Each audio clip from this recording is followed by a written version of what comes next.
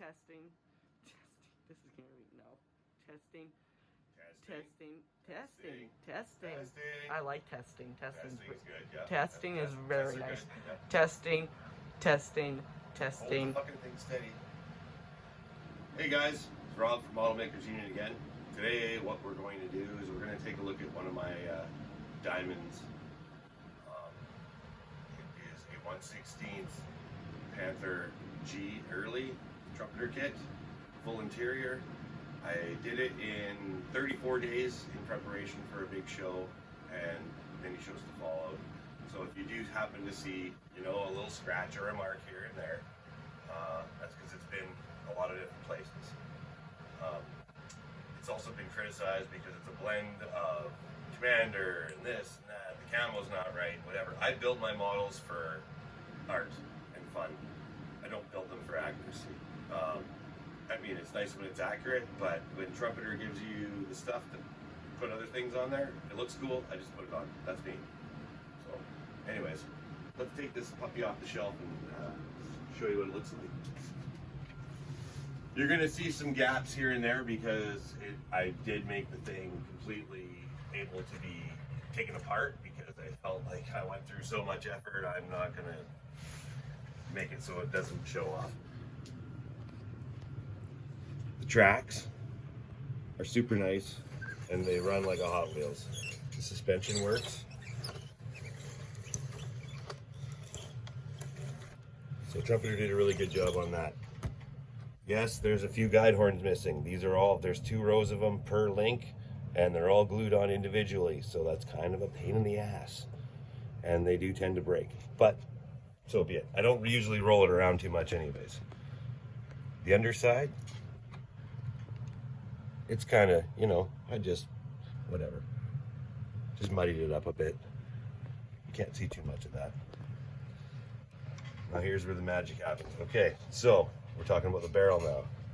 Here's the one thing. You get a metal barrel with this kit, and you also get a plastic barrel. If you put the metal barrel in, there's no counterweight in here at all, and this thing will just droop right down. So this is glued permanently in place. I do like the metal barrel, and I don't really see the need to play around with it, but if you want your gun to be able to move up and down, use the plastic barrel. I've had one guy suggesting to me that, oh, you just put counterweight in here? How are you going to put counterweight in there and make it look proper? There ain't no way to do it. You would have to go here, and that's the end of that. So, well, now we've got the top of the turret off. Let's take a little closer look at this. Machine gun. I fully detailed the underside of it as well.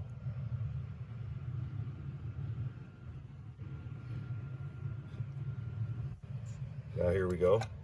We'll remove the turret from the basket.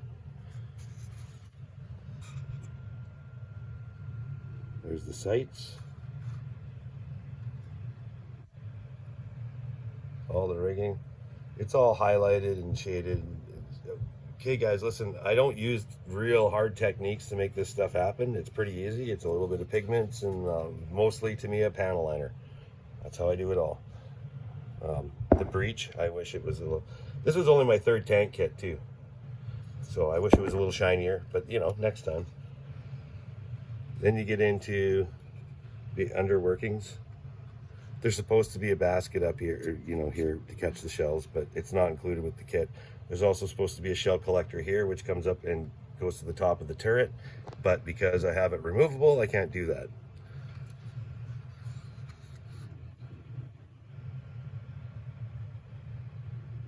There you go. Can you see all that detail in there? The reason you can see it is because it's painted, because the lighting in here sucks. Neat little pedals. Good detail on those. It's actually photo etch that goes on and gives those the traction. This kit has over 2,300 parts and it weighs 5.5 pounds when it's built. So it ain't no light thing. Here, I'll show you again. It's big. All right. Next step. You got to watch out when with these tow hooks when you're reinserting the hull, but it's pretty easy to take the hull off. You can get a shot of the upper hull actually. Just do a little pan. tools. This could have looked a little better in my opinion, but that's, oh, there's another broken guide horn. See, they're fragile. Real brass cables, or copper, sorry, copper. And we get into the exhaust and the mud in the back. Storage tanks. This is all done with sponge chipping. It's pretty easy. I weather base, real basic. This thing was given a complete coat of, to me, a dark brown panel liner and then cleaned up and streaked. That's how I did it. All right, so now we can pull the upper hull off. And you have to slide it out because of those tow hooks in the way.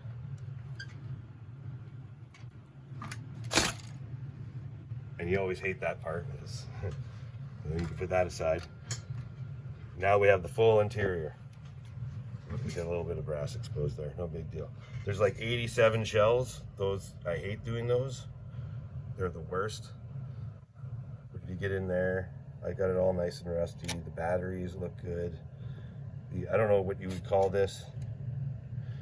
Transfer case, I guess, sort of, right? Or PTO maybe. And they had these things all over the place. The transmissions were famous for failures, so I just tried to give them a little detail about, you know, they're leaky. There's a bit of rust in this bad boy. We got some chipping. You know, the seats are cleaned off.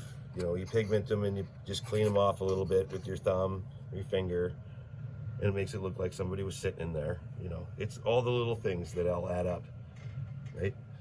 This communication here, they just end the wires. You know, you could have run all the wires and stuff. I tend to build out a box.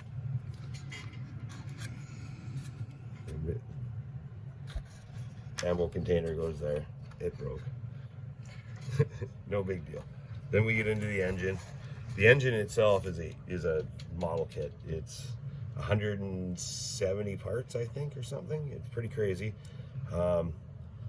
And it's a real shame that you got to hide it all. So I did leave these removable, so at least you can get a look at some more of the stuff. And I did put some oil and grease and dirt and everything in there.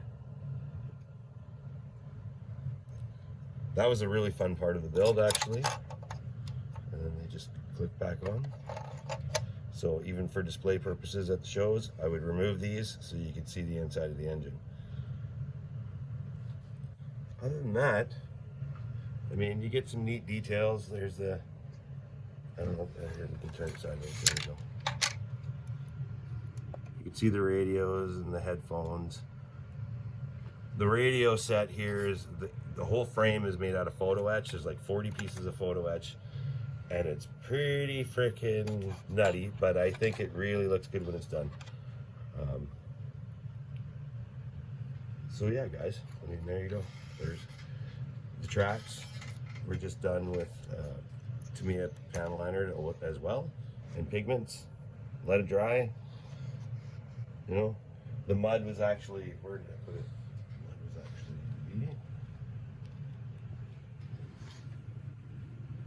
it used to be there. I don't even know where I put the mud now. But anyways, it's Vallejo mud effects, and it comes in a big tub, and it's thick, and it dries really hard and really fast, so it's good to use. You know, also all the drive teeth are weathered on the sprockets. You know, I just tried to weather it as best as possible. There's grease in here, grease around the drive shafts.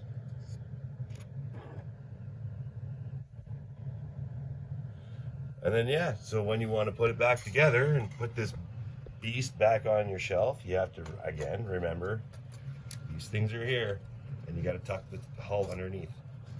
So you tuck the hull underneath, and then it just clicks into place. And you can take your turret and basket. You have to tilt it forward slightly. It's always a bit of a pain. Put this one back in.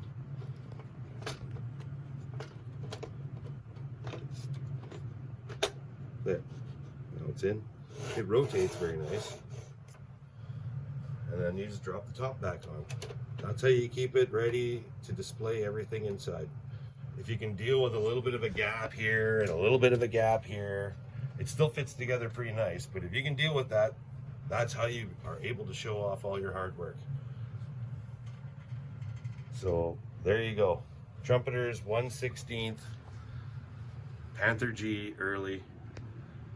And I hope you really enjoyed seeing my work. Thank you. Please like and subscribe if you like what you see. Thank you.